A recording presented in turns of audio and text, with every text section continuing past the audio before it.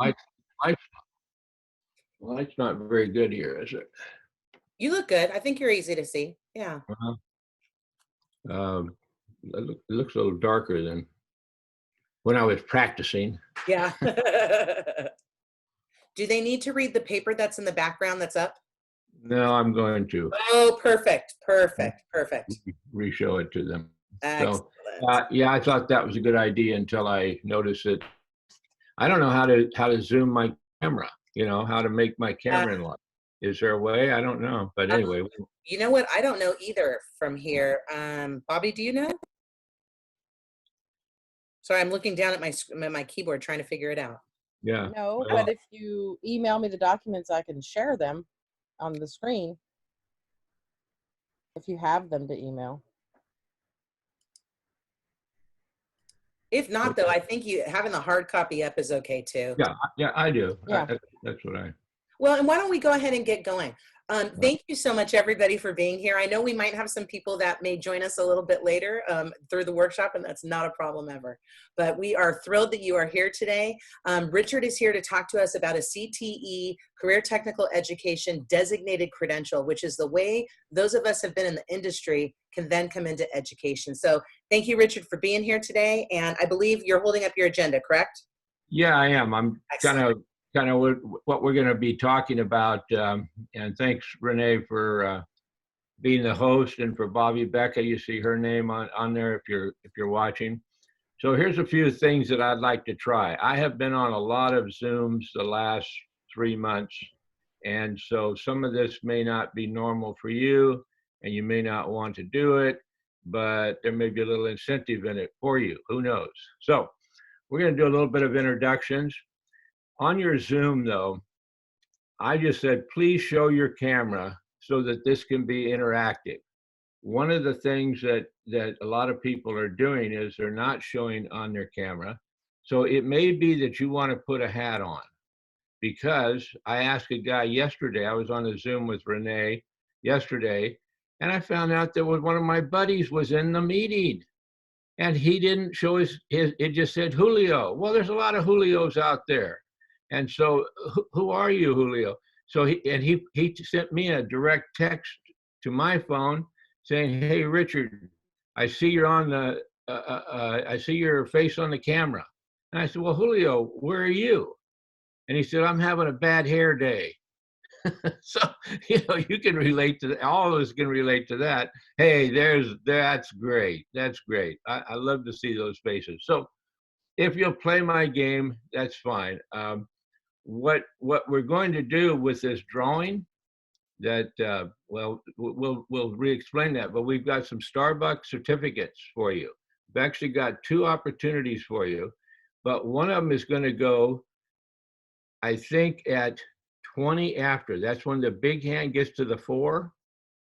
We're going to see who has their camera on, and we are going to select one of those people from that are there, and have a drawing. It's a raffle drawing, so that's going to be a little incentive to keep your camera on, and just relax.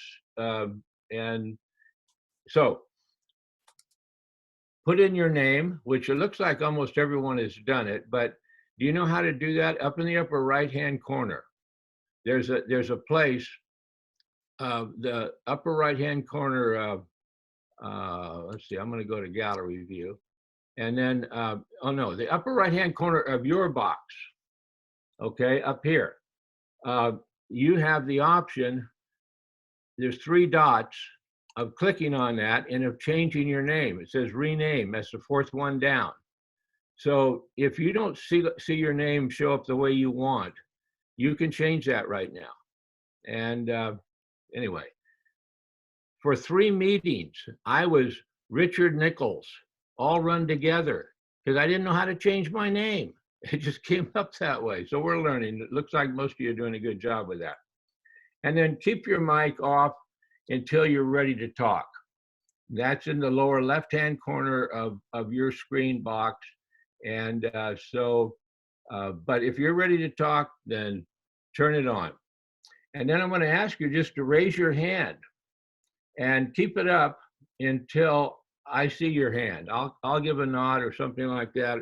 I know I can't really look right towards you, but just hold your finger up, and if you have a comment, because I'd like you to participate if you would. So again, show your camera, put in your name right, keep your mic off, and then raise your hand if you have something to say. So let's try to make this just like we're together. And this isn't just a stand and deliver presentation. It may turn out that way, but let's hope it doesn't, because your participation is really important. All right, so what are we going to talk about? Well, this is really why we're here. We're going to talk about a teaching credential called Career Technical Education. Now we're going to talk about teaching in general. We're going to find out who you are here in just a minute, but teaching in general. But as a CTE teacher, that's Career Technical Education teacher, that is someone that has an occupation that they want to teach in the high schools and community colleges and even in junior high schools in some cases. So one question I'd like you to respond to is, what would you want to teach? Now think about that in a minute. What would you want to teach? Really only see one person. Oh, hey, James just showed up. James, let's see your picture. James. I'm on a Wi-Fi with 3 other people who are also. Okay. Sorry. Okay. I'm out in Oregon right now, so it's the connection's not so great. Thought you were supposed to be working, James. No. Right. Okay. That's all right. So we're adding a few people. So I'm going to try to put in what I want to teach. Okay. So I'm going to go up to the upper right-hand corner, and where it says rename, watch what happens.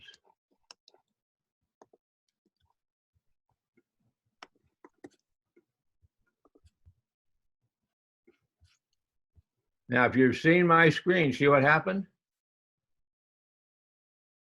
How many of the rest of you are going to play my game? Should we do it too? Yeah. Okay. Let's try it. Upper right-hand corner of your picture box, put in the question is, what would you want to teach? Okay, now, James, I'm going to watch yours pop up there. Come on.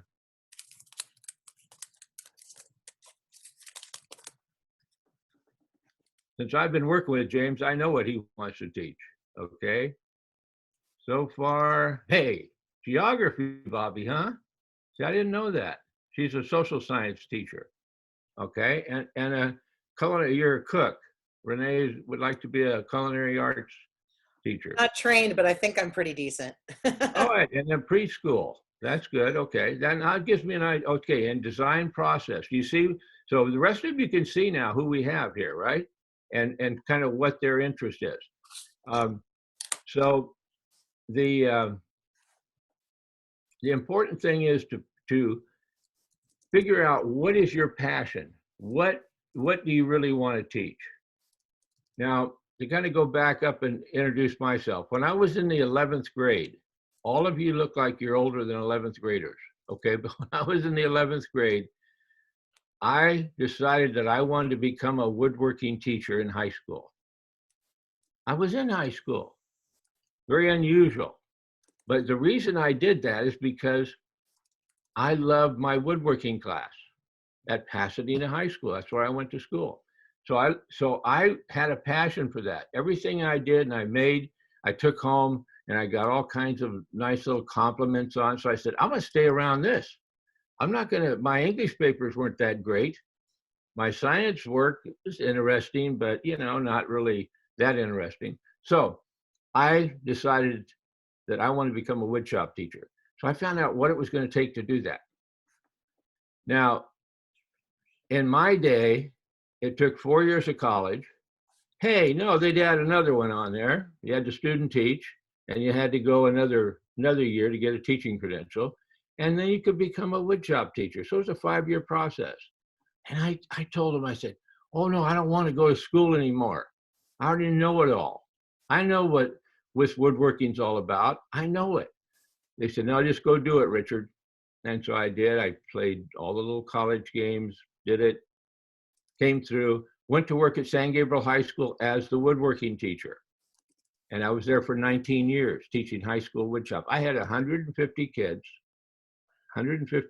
every day, students. And as I got older, I stayed younger because I was in the teenage world. And it was amazing to me. And then I left. I was recruited to go to the county office to help other teachers in the career technical education areas. And so I went, it was in Los Angeles County. And so I went to help them. That was the auto shop teachers, the drafting teachers, like the design teachers, the woodworking teachers, the automotive teachers. And I did that for 25 years. At the end of that time, though, I started helping teachers get teaching credentials. So I was in charge of the credential services at the Los Angeles County Office of Education. And then I retired. And when I retired, El Camino College said, hey, Richard, would you come over here and help new teachers get into the field of education? And so I said, sure, thanks, you know, because that's my passion anyway. So that's kind of my story. Now, entrepreneurship, hey, that's great. I just saw that pop up. That's good. Okay. That's a great subject. Now, are any of you teachers now?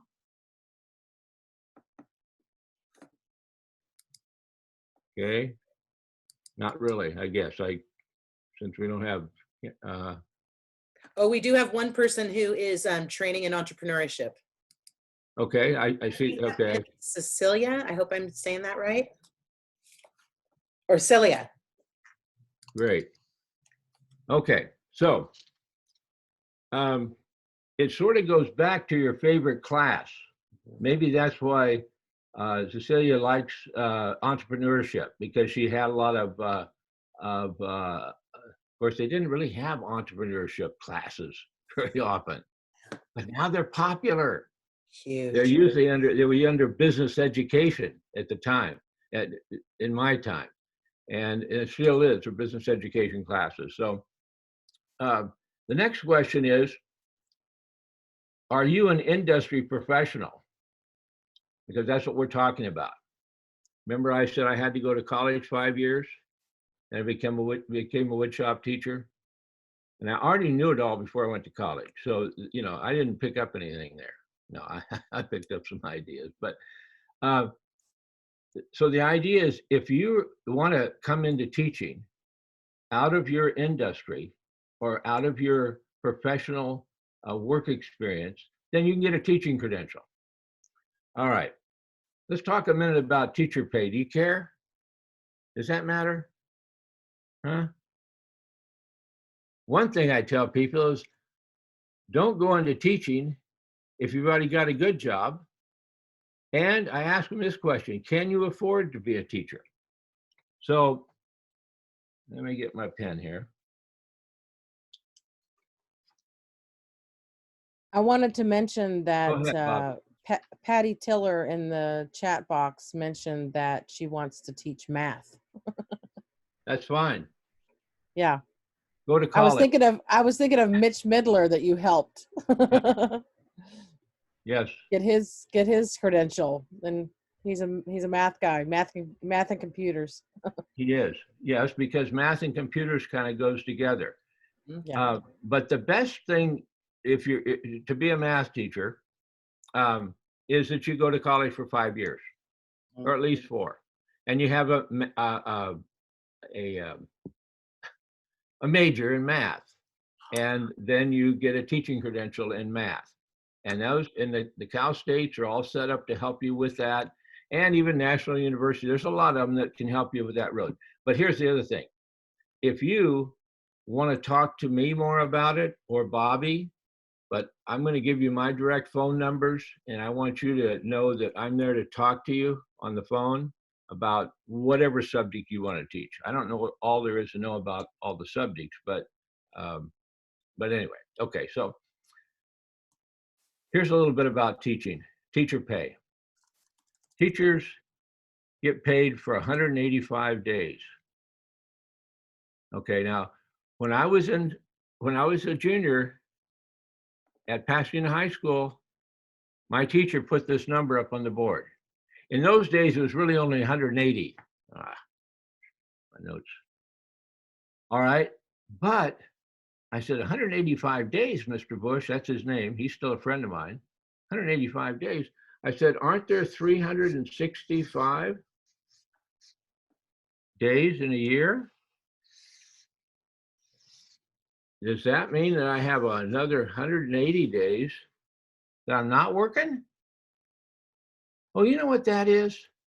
That's the schedule of a junior in high school. They only go to school 180 days. I was used to that.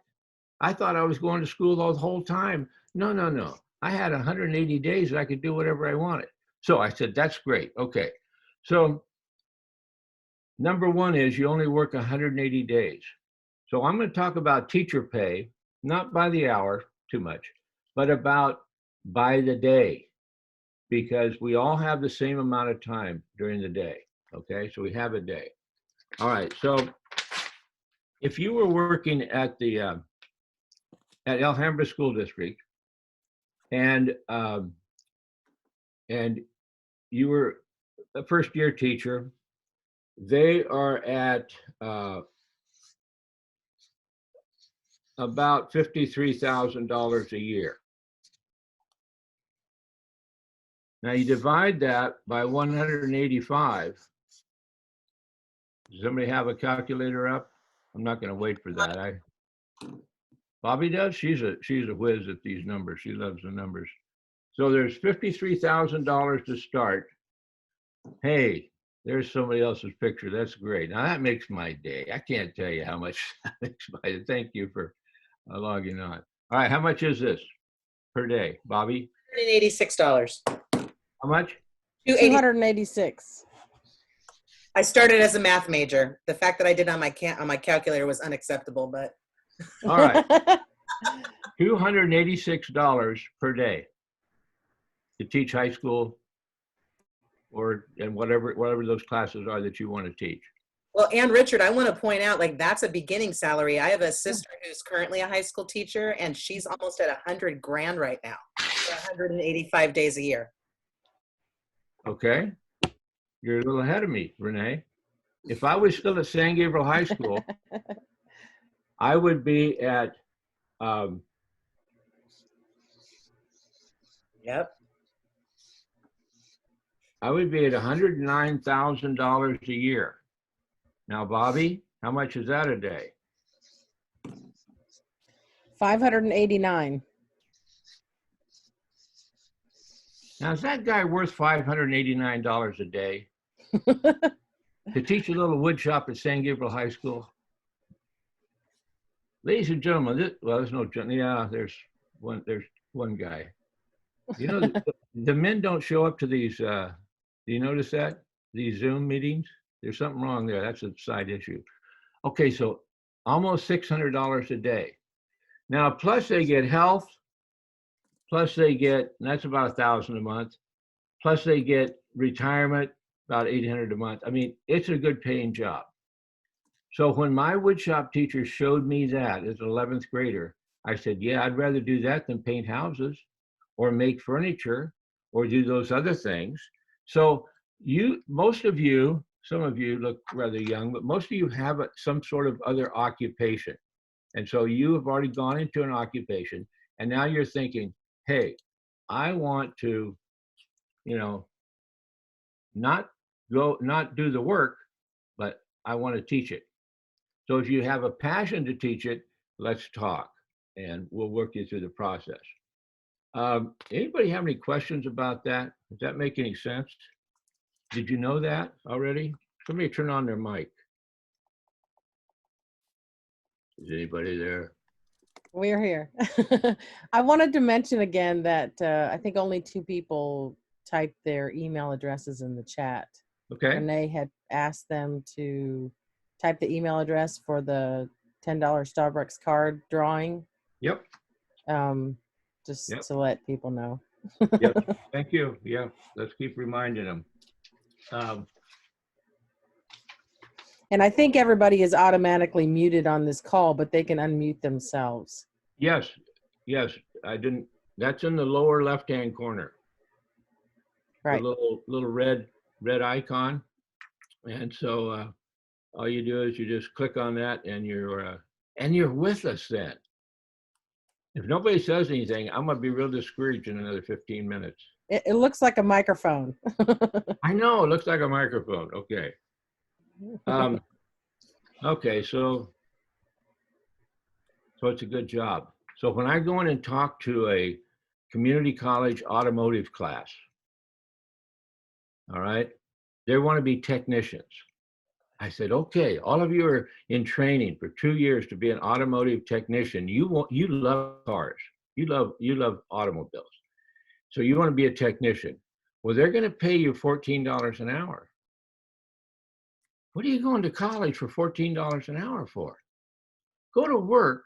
Well, after you go to community college, get your training, then go to work and then come in and you be Mr. Encinas, your teacher there.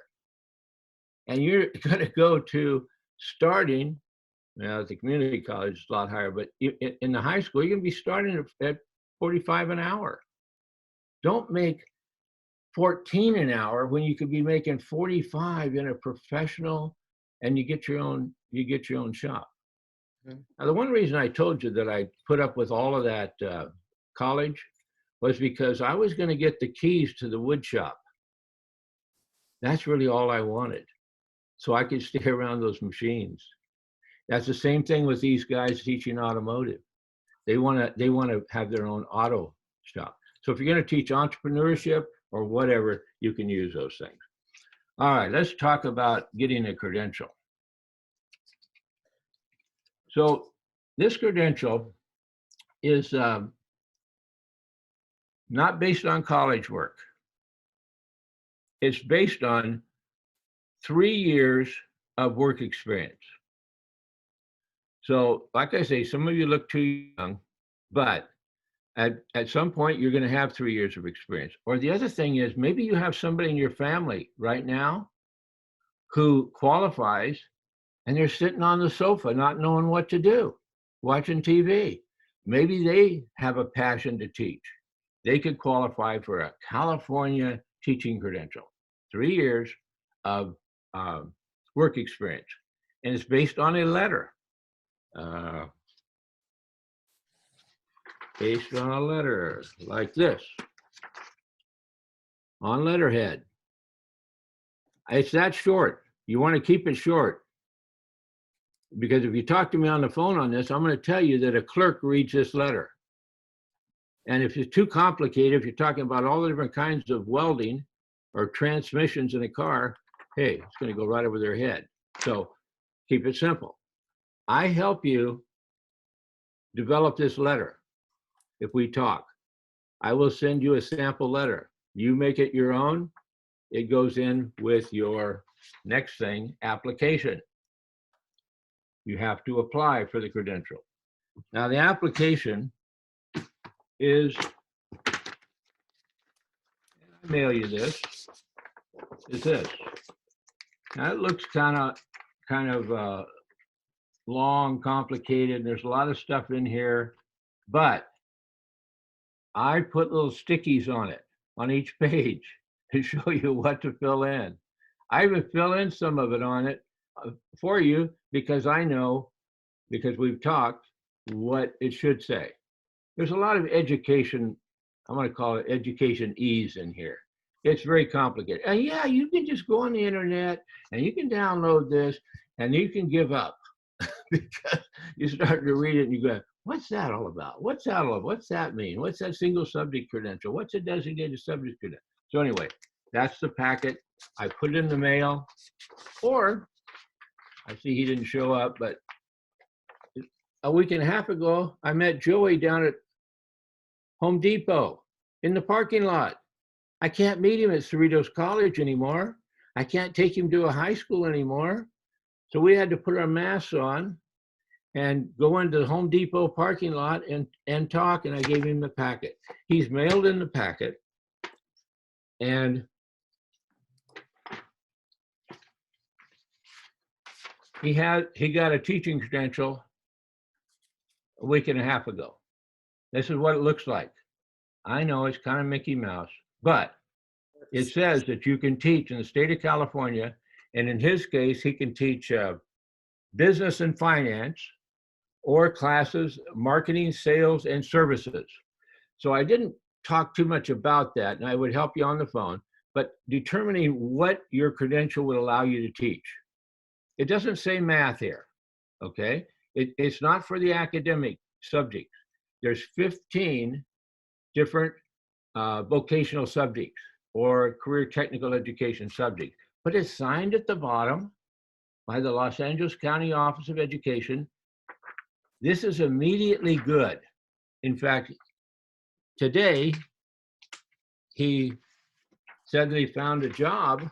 Not going to talk much about jobs, but that is a big aspect. And that's what I'll talk to you about personally if you have questions about jobs. But EdJoin, he looked on EdJoin. He found a job for, it's called cybersecurity. They didn't have that 5 years ago, right? Cybersecurity? Now they want to teach that at Anaheim High School or in Anaheim School District. And where are they going to get a teacher that knows cybersecurity? They need somebody who's worked in the field of cybersecurity. And this guy Joey did, so we're going to go back and get his credential in that. And he's applying for this job tomorrow. I mean, he started this 2 weeks ago, not 5 years. He started this 2 weeks ago, and he will probably get an interview and this get a job. Now, eventually, this will show up this is a credential. It's pretty Mickey Mouse, but it'll show up on your computer and you can print it out. It looks sort of like a certificate. I was noticing on this, though, it doesn't even say what her subject is. It just says it's a career technical education credential. So I don't know. I've only been in this 55 years, so I'm still trying to figure it out. Okay. So that's issuing the credential. It's almost immediate. Oh boy. Okay, I've just looked at my clock. 3 years to take the coursework. In other words, remember I had to go to college and I got to teach? Now you get to teach and you have 3 years to take 4 methods classes. They're all online. They're $500 each, so it's not free or cheap, and then after, so they're online, and then after 3 years, you have to clear that credential. So there's some requirements to do. It's not just that you're gonna get this thing and go and teach. So that's the next thing down here. Says questions and assistance. So what kind of questions might you have? I'm going to put my text number here, just so you have it. Where are the questions? Anybody? Turn off your mic. And there are a couple questions. All right. Yeah, Bobby or who? Oh, Bobby, you're faster than me. I was working on reformatting my bullets, but Bobby already got them on. Excellent. So Bobby just put on the chat the different areas that you can get a designated subjects credential. Yep. And we have a couple questions in the chat box right now. Let's see. Sorry, I'm looking for the first. Is it a California credential for individual for each school and college district? And who are you applying to? Okay, that's a good question.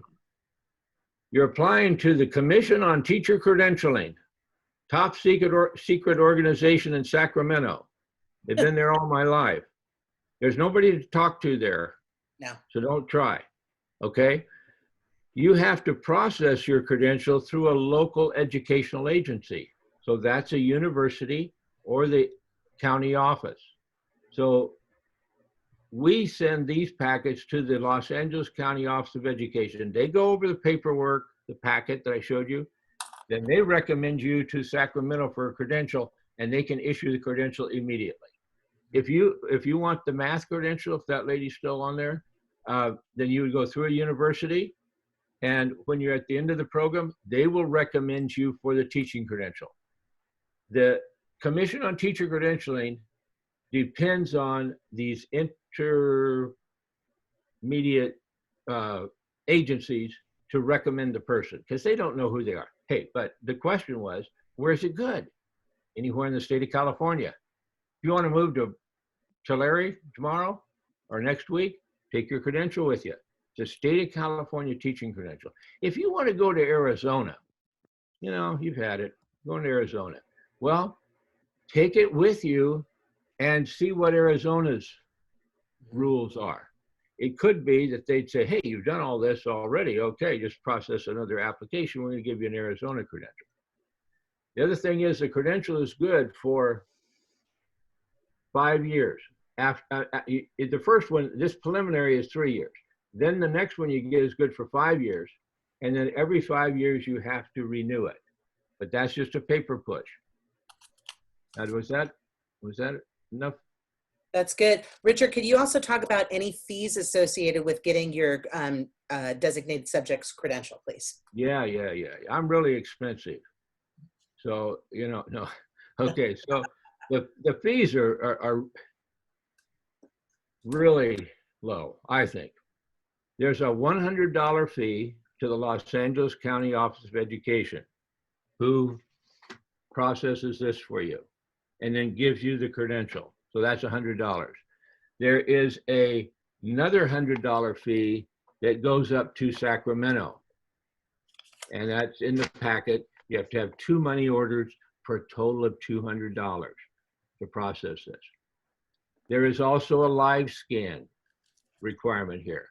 So that would be another maybe $60 to $70 depending on where you are and whether you can get it. So the fees are, and I am available to you because Bobby has a project called Teacher Pipeline that is funded through the Chancellor's Office in the state of California. And so she is able to provide her services and Renee's and mine to any of you that want it.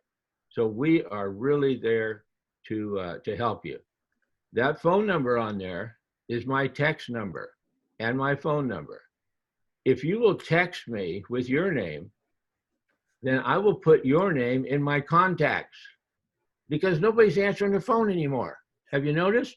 If it pops up, you know, El Monte, California, I go, well, I don't know, you know, who's that? But so I put you in my contacts immediately. If you text me, just text it direct. I can look over these things a little bit more afterwards. I'm not watching the.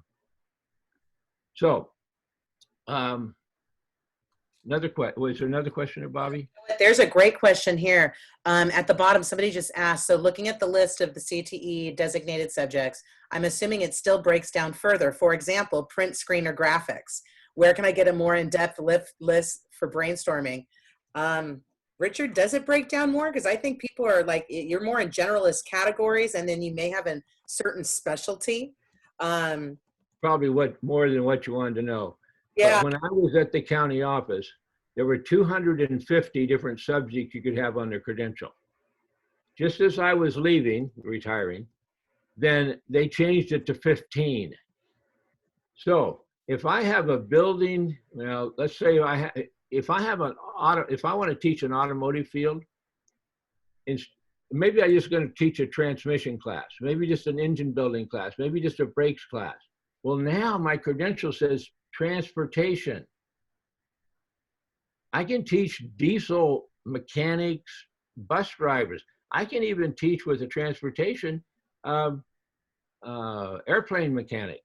So they're much more general. And that was the list that Bobby had up there a minute ago. What I would do if I'm talking to you, because I don't know, okay, you want to teach graphics. graphics is kind of, well, I'll tell you what it would be. It's a product manufacturing. Doesn't make sense, but that's where graphics is listed. Okay, because there is no graphics. You notice the list. And so there's no graphic arts, but yet there's all kinds of jobs in graphics.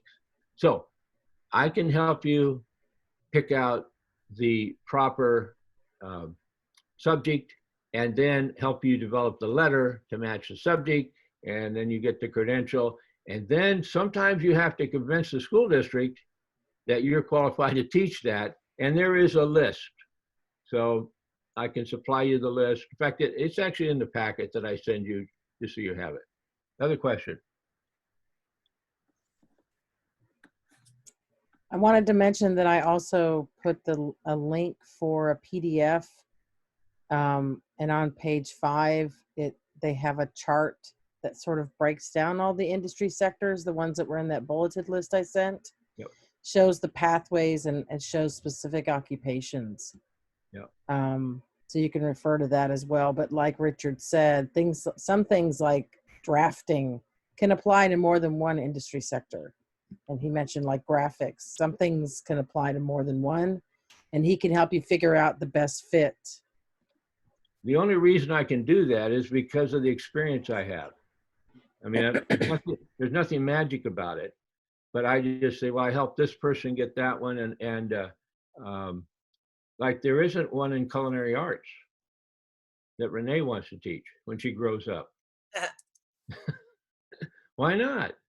See, if I was, you know how popular culinary arts is now?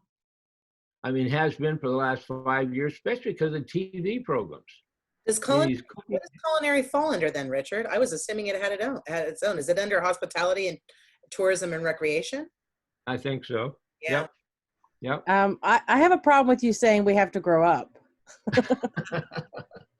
I'm the oldest one here. I know. I link also on the chat right now for there is a fact sheet that the Commission on Teacher Credentialing puts out about designated subjects. And so I'm going to put the link. I'm hoping it works. If for some reason it doesn't, if you just Google CTC Designated Subjects Credential, it's the first thing that comes up because it's the information sheet. So it's hopefully this will work. Yeah, go ahead if you like that. But do you see that guy's phone number? Who in the world knows what a designated subjects teaching credential is? There's only 3 people who know. Okay. Not that many people that do. It's just a name they made up way back when, and so it's like, oh, look at all of that. Look at how long the link is for that. That's a ridiculous link there, but go ahead and read it if you can't go to sleep or something, you know, but there'll be stuff in there that you will understand, stuff that you don't. But it's good to be knowledgeable. I agree. But Richard, would you also, there's somebody on the chat, I know you covered a bit about renewing the credential, but could you remind us again, how many years do you get the credential once you do the paperwork before you have to renew? Okay, 3 years, and it's called a preliminary. It's not called an emergency. There's all these other names, but it's called a preliminary, which means you're working on your requirements. 3 years, you have to take these 4 classes that are online. Mm-hmm. Then you have to renew it, and then it's good for 5 years, and then you have to renew it every 5 years. Okay. So it's simple, and they will remind you because they want your another $100. Absolutely. I get my reminding from the CTC for my credential. So I right. One thing, nobody asks this, but I do want to mention, a lot of times people will wonder if they have done fingerprinting with another agency, if they can just transfer their fingerprints over. It is not allowed. You have to do a brand new one when you're getting your credential. You do not have to do it every time you renew, but you do have to do it with CTC that first time that you do the credential with them. So in the packet is the live scan form. I will put a note on there that said, leave it blank until you go into the live scan place, and then they will fill out what they need. and make you a copy of it. It's in the packet. So yes, don't try to skip anything. Well, or call me. Yeah. I can tell you in 10 Honestly, seconds. Nope. I feel like if anytime somebody is willing to help you with paperwork for the Commission on Teacher Credentialing, so for anybody who's looking at a designated subjects credential, anybody who's looking at a child development permit, like you want to find people who can help with that, because one of the hardest things is if somebody does their own paperwork, they send it forward and there's a discrepancy, then your timing starts, you have to wait till you get it back and then the clock begins again. And if you can avoid that from the start, it's better. Richard, would you mind talking for a few minutes about, are there any areas within the designated subject credential that you think there's more opportunity for employment than others? Like for instance, I know a lot of schools right now are taking a huge emphasis on entrepreneurship, especially our charter schools in California. So for somebody who's looking at maybe that area of a designated subjects credential, would they have more potential than others? Or do you see any trends of kind of like, just you're more likely to be hired if you get your designated subject in this area? Okay, well, number one is if you get a career technical education credential, there used to be a lot of money that followed it to the district. We don't know what's happening right now, but that's why I say it that way. So districts have been scrambling for the last 2 or 3 years to hire people that have this credential because they have to have a career technical education credential teacher to access this money. So to answer your question, automotive is still, or transportation is still a big area. Building construction and building trades and construction is still one that is going, you might say. The people I work with are mostly in that industrial technology area, but we're working on this information technology also with the cyber stuff. So I would say, if you have a credential, you can go to the district and offer your services. Say, hey, have you thought of, you have an auto shop sitting over there.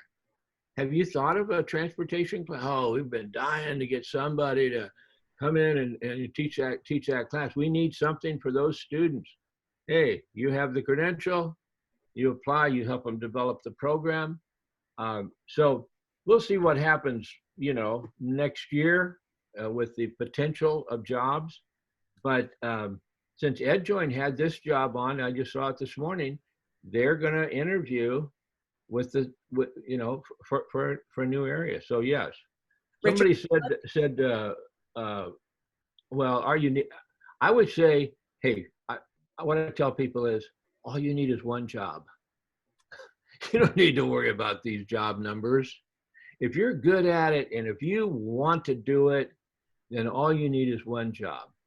Now, what I would offer to do for any of the people I'm working with is I say, hey, have you been into an auto shop? Yeah, I had it when I was in high school. I said, well, or maybe they said they didn't. I said, well, I'll take you to an auto shop, a friend of mine, auto shop program, automotive educational program at such and such a high school. Really? I said, yeah, I want you to see what it's like to get to the road. If it's not something for you, if you don't think you'd like to do it, okay, you spent $200, maybe $270 total. Just walk away from it. Or let's don't go that route. Or come back and visit the teacher again. See what they do. Mm-hmm. I love okay. For anybody who's considering this to make sure that they like kids. Because if you're going to be working with teenagers, like you've got to make sure you're okay with that population. And that's, I think that's something important also. Richard, what happened to me is I didn't like adults.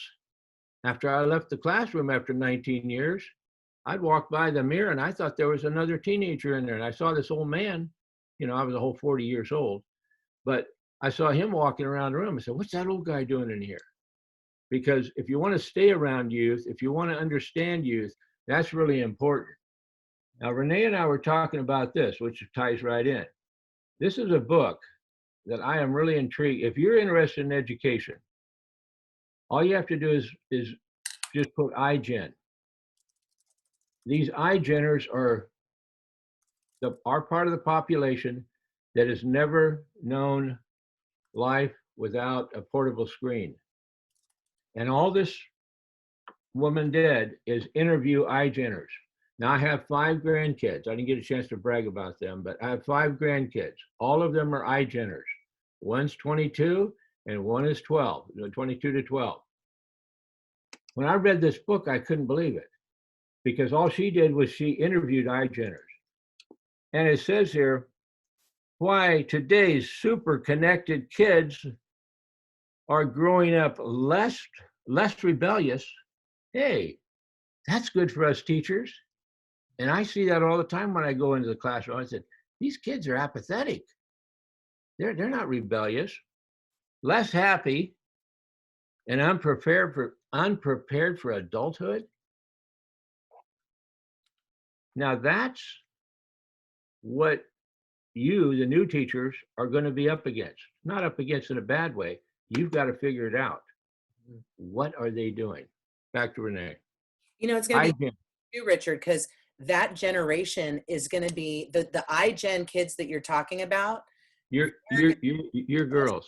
They're going to be desperately wanting to do hands-on, like they're going to be our CTE next generation because they're going to start getting sick of their devices. We're going to see this, and they're going to want to do things where they build it and create it themselves. Yeah, so why not make a skateboard in wood shop? You know what STEM is? We're not, or STEAM, we're not going to talk about that at this time, but that's the math. That's what the M is, if that lady's still on. That's you. This is engineering. So what's a square wheel doing here? What does that have to do with anything? Who would ever think that somebody would invent a square wheel? This wheel works to kick out debris that's in front of the wheel that usually stops the wheel and makes you fall off the skateboard. It's called shark wheels. I was talking to a kid on Monday, a little kid, he was riding his scooter around. I said, hey, you ride a skateboard? He said, yeah. I said, have you ever heard of shark wheels? He said, yeah, my brother has some. So, you know, I feel like, hey, I'm way behind. You know, I'm the only one that doesn't know about this. But so we're saying, hey, woodshop teachers, make something the students want, allow them to, you know, to learn about the science and the math and to make something. So yes, making something is very important. Well, I have some other stuff here, but yeah, well, we're in questions and answers, aren't we? Okay, I love too that somebody said save that on Shark Tank. That's the first thing I'm thinking of. I'm like, ooh, that should be on Shark Tank. that guy Peter Patrick, David Patrick, he's now a personal friend of mine. Well, obviously I'm showing his product around, right? So I've got a whole bag of shark wheels. If I had him in the back of my car when I saw that kid there, I would have given him a set of shark wheels. Nice. But yes, so David Patrick went on Shark Tank and promoted his Shark Wheels is just a name, but he promoted it on Shark Tank. He walked out of there with a deal with every one of the sharks. And then the deal imploded. Oh, no. I don't know. He didn't need them. He decided or something. I don't know. So yeah, watch it on Shark Tank. Oh yeah, he said he saw that. Okay, he saw that. But that guy's an inventor. Yeah. He never went to college. He just went to work. And he has 5 kids. They're all working in the company. He's inventing all kinds of things. So those shark wheels are on luggage now. So you can drag your luggage behind you and you're not going to stop when you hit a piece of gravel. You know, I think, Renee, since Patty has been so good about being on the video, that she ought to get the Starbucks. Okay, excellent. I wrote her name down because of her picture. So Patty, I'll be emailing you first a Starbucks gift card pretty soon. Yes. Good job, Patty. And Patty, Thank just you. to confirm, you're Patty Lopez on email though, right? Perfect. Okay. Okay, she's incognito. That's a good point, Thank though. you. That is our entrepreneur lady still on? Yeah. Okay, was that, who is that? Cecilia? Is Cecilia the entrepreneur? Anyway, so Shark Tank and The Prophet have made entrepreneurship famous. Famous, that's not a good word, but into a celebrity. So if I was teaching entrepreneurship, I would some way use those programs to teach that whole idea of building a company and what the value is. And it has to do with product and has to do, but man, the people that used to try to teach entrepreneurship, they didn't have tools like that. But now the trouble is young people aren't watching that show very often. Kids watch it. We're totally into it at my house. Well, you make your junior hires watch it, but yeah, I am too. I mean, I watch back ones because I forget what product was. I love it. Richard, I just put your email and cell phone number in the chat. Good. You know what's funny is nobody's reading emails, You do. and I bug Bobby with them, but I always read emails. well, but when I read this book, she just surveyed. She's not making this stuff up. She surveyed so many thousand iGeners, and they don't use emails. And my grandkids, they said, "Grampy, don't send me an email.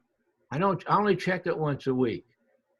So I'm kind of going with the text idea. Now, I'm not into Twitter and Instagram and all the rest. In fact, I had a call in yesterday with a teacher.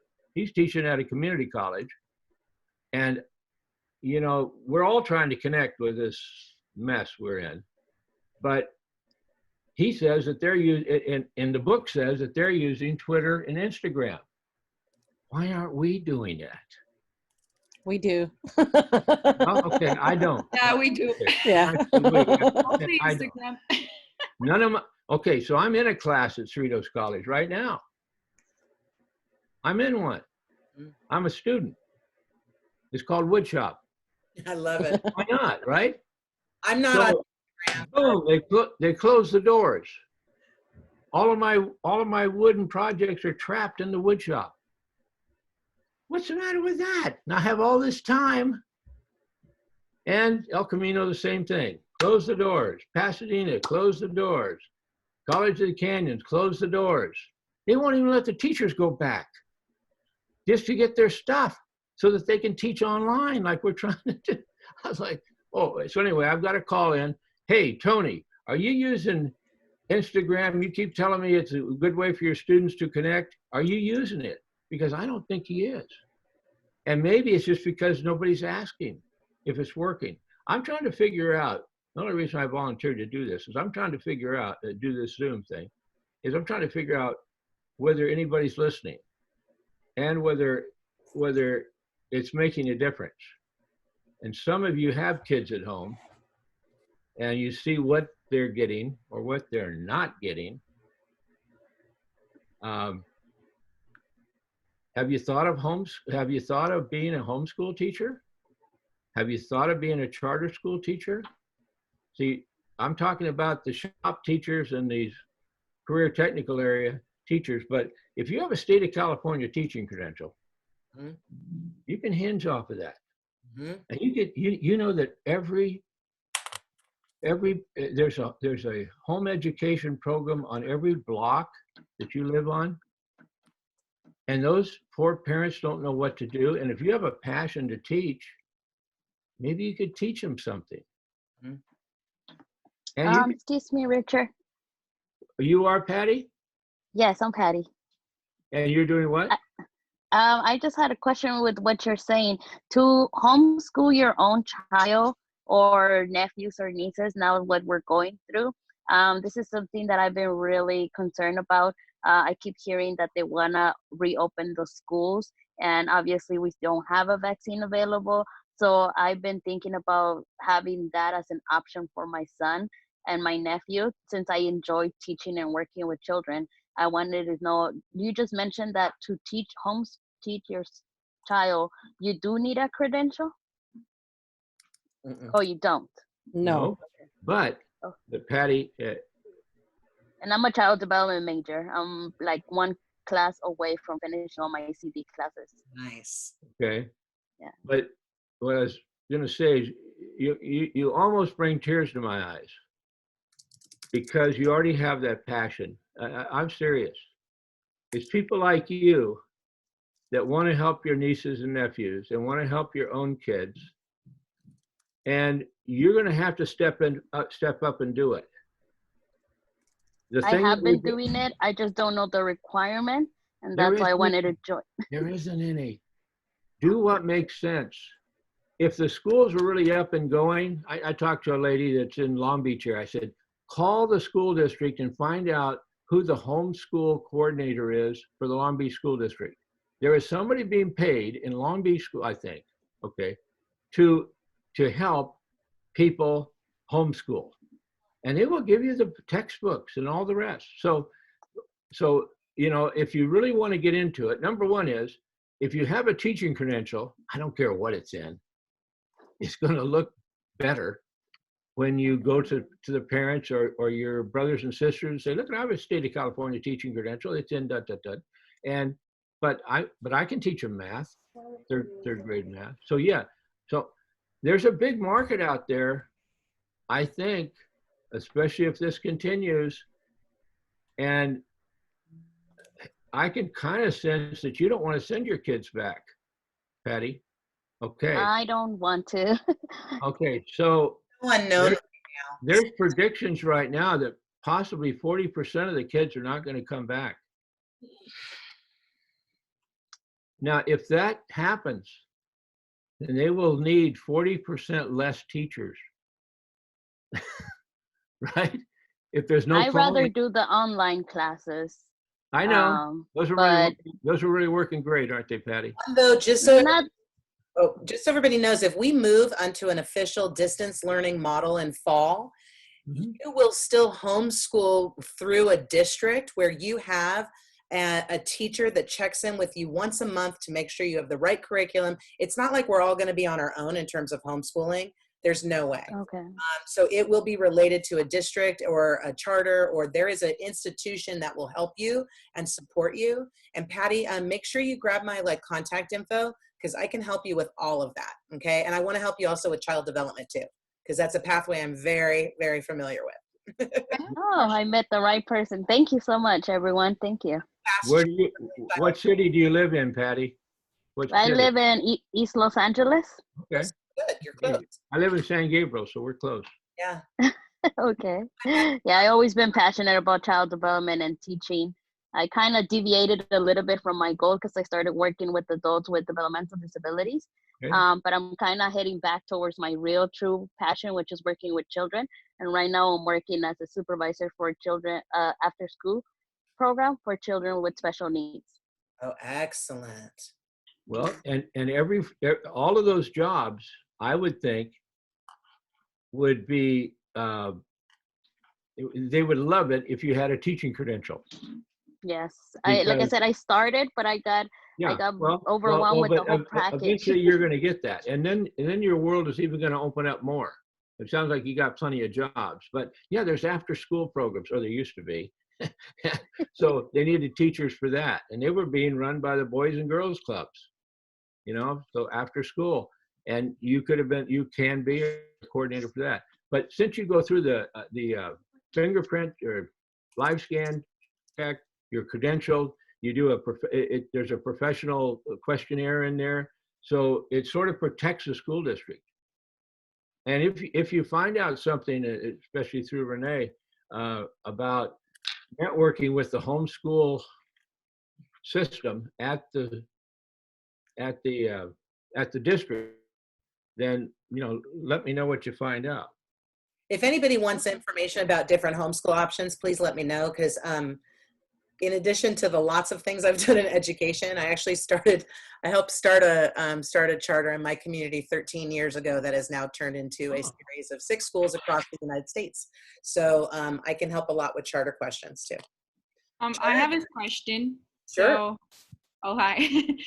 Oh, my video is off. Okay. So I used to study at LBCC like 2 years ago. I was an international student back there. No acronyms. Huh? Long Beach City College. Okay, well, sorry. there's a City lot of, College. it could have been in LA. Sorry, I knew it. Okay. Sorry. Good. I was an international student back there. Yeah. Now I'm back in my country, but still some of my child development professors, they told me about all these workshops. So I decided to join.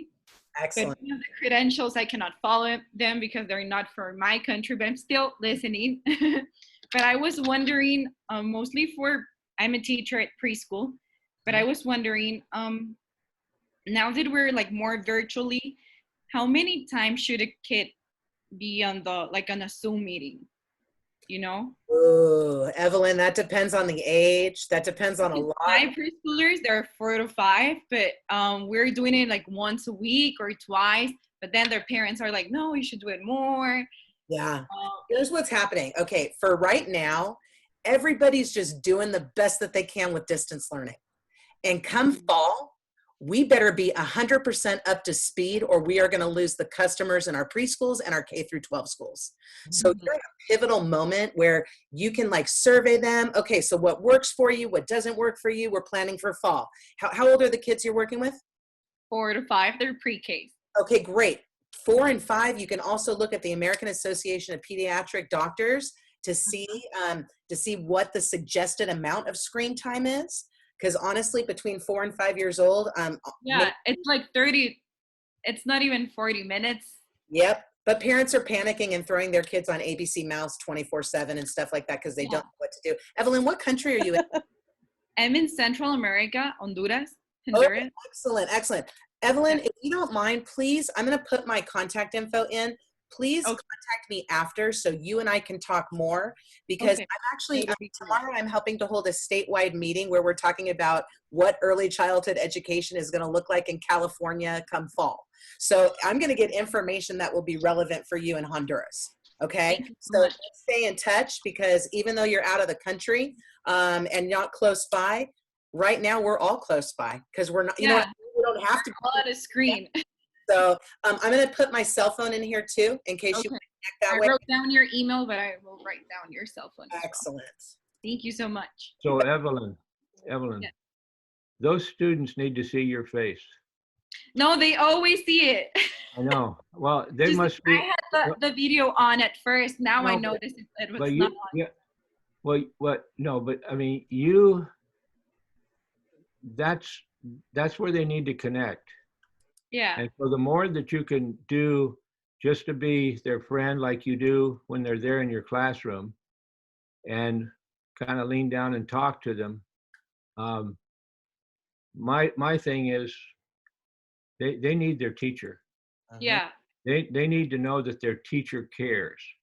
They knew that at one point, and I've talked to a couple of parents and they're actually grandparents that have their kids in, that their kids were in preschools. And the preschools sort of went into free fall, just like the rest of us. I mean, in my opinion, that's just my opinion. So connect with them, do the best you can, try to see their little faces, and you'll see their parents. Their parents are looking over the shoulder, and they know that that you care as a teacher. Now that's something we've never had in education. Parents used to meet the teachers. Yeah, now what? You know, and hey, that guy, you know, or that gal, or hey, it seems to have a good idea there, or whatever. Yeah. I had one of my friends do something really interesting to connect with students. She owns a preschool in my town, and she has 110 students in her school, and she literally hand sewed 110 felt hearts that she stuffed with rice and put like her, like she wears a certain perfume or something. So she put a little spray on each one, mailed them to all 110 kids. And now the kids are taking pictures holding their Miss Sally felt heart that smells like her, because for a 3 or 4 year old or a 5-year-old, that's tangible. Sally Yeah. can't be there, but she's sending you a heart that smells like her. So you remember she's there, even though she's really only on screen right now. So it's a time to get creative. Another thing too is teachers are also doing like flat Stanley, but now like flat Mrs. Marshall, and where are you going to take your teacher Yeah, I have the adventures? You know, so Bitmoji. Yeah. it's a different time in education, but we're going to rise above this and be better. And you have to have faith in that. Yeah, thank you. Absolutely. So I put this number up here. It's $14,000.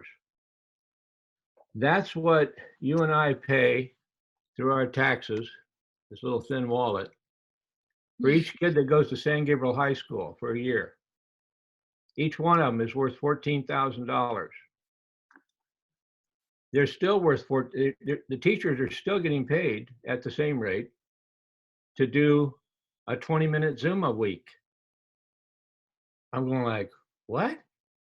The school is still getting to 14,000. So the other point is, that's why Renee was saying that that the homeschool movement is tied into the school, and the school will give you whatever you want, because they would love for Patty to keep their third grader at home, and they'll give her all the books she wants because they're going to get $14,000, and they don't have to pay a teacher. So it's always sort of like follow the money, you know, what's going on. So I have a friend that has a child in preschool. He's real happy because it's a private preschool. And they're paying $6,500 a year for preschool. But if they're not producing, then they're not going to send their kid for $6,500. So they are challenged to produce. And because it's about the money again. Unfortunately, most people don't think it's about the money, or they don't see it's about the money. Education is the largest industry in the world, and it is in our society. You remember last week they had, the first responders and National Nurses Day? Did you pick up on that? So they said there's 4,000 nurses. There's 6,000 teachers. There's 4 million nurses. Okay, we see them all the time on the news now. 4 million nurses. There's 6 million teachers. I mean, we are way above any other industry. How many Walmarts do you pass? Or between the Walmarts, how many schools do you pass? Those schools are expensive. Big system. So it's about the money. Now, I don't know what's going to happen with the money. I don't know what's going to happen with the online. I don't know how much time you need to put online either. If I was your supervisor, I would encourage you to do as much as you can, as long as I'm paying you. Don't go to Oregon on me. Come on, James, you're up in Oregon. How's that going to work? You know, he's not teaching, but the teacher said, "Hey, I've got to go cook some bread." I'm going like, "Come on, it's 1 o'clock. What do you mean you're going to go cook some bread? Who are you teaching?" So I hope we don't drop the ball. I better not get on that. Okay. I think there's a whole series of like workshops we need to do on homeschooling, honestly, because there's just a lot going on right now and people could use some extra support, teachers and parents. All 5 of my grandkids were homeschooled by their parents and me. But they were all part of consortiums. And that's the other thing, Patty, that's probably what Renee would tell you, is that you can join consortiums, groups. They'll go out to a museum. It's it's flexible, a lot more flexible. I almost quit my job at the county office so I could help homeschool my grandkids. I thought, well, maybe I'll leave my job, help them, and then I'll come back and go to work after they don't care about Grampy anymore. It's a different time in education. My little grandkids were just the love of my. They still are, but but I know what they think of you, Evelyn. Well, I think we are at 12. Actually, we're a little over 12. Richard, thank you so much for this workshop today. And I hope everybody really got the message clear that Richard is available to work one-on-one with you. He's available to work one-on-one with applications, questions about the designated subject credential. If any of you are looking for a single subject credential or multiple subject credential, I can help with that. I can also help with child development permits. So between Richard and I, if you're looking to teach anything, we're here for you. And we're here to help with applications, questions, whatever. I mean, we are a people that you can go to and you can access, and we believe in it. Oh, I love it. I love it. Very nice. I love that shirt, Richard. A little marketing. Excellent. Well, I was thank going to say, and they both do respond to email, because I know a lot of what they do is to work with documents with you, and they'll email you sample letters and the applications and things that you need. They'll email them to you. So they do answer emails.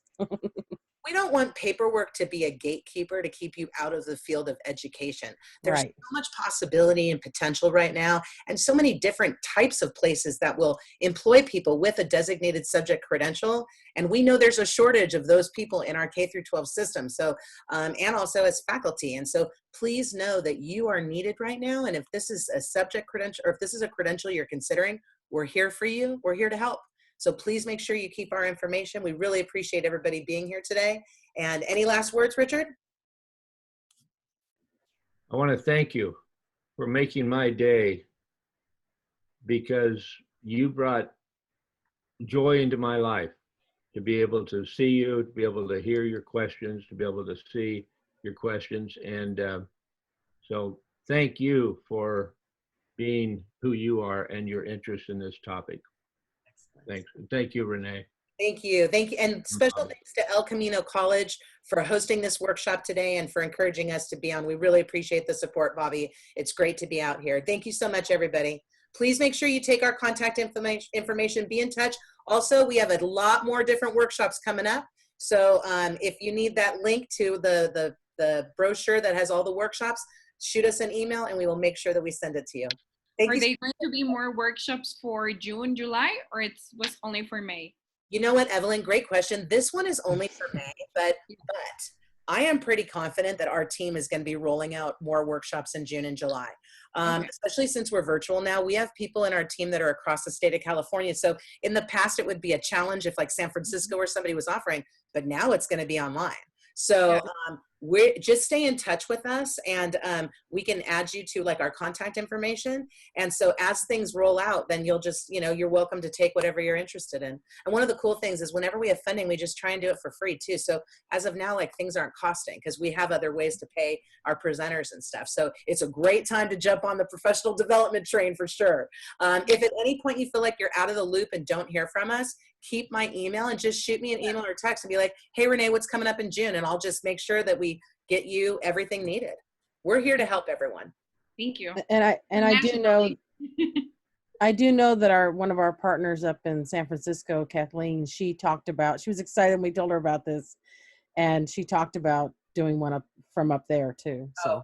Oh, perfect. And Evelyn, thank you for your data point of being in Honduras, because that helps us as we are striving to get additional funding to continue these type of workshops, when we can say, hey, we have people who aren't even in California, not even in the US, that are coming to us for resources. That helps us. So thank you so much. We really appreciate it. I still have California and Long Beach in my heart. Once Long Beach, forever. Forever. Excellent. And I see that people are asking about the recording. Absolutely. Just give me like a day or so to get it, and then we're going to put it, we'll send out the link to everybody. Okay. Wonderful. Well, thank you so much, Richard. Thank you everybody for being here today. Have a wonderful rest of the day, everybody. Thanks, Renee. Thanks, Richard. Take care. Bye, you guys. Thanks, Jim. Bye. Bye, everyone. Thank you.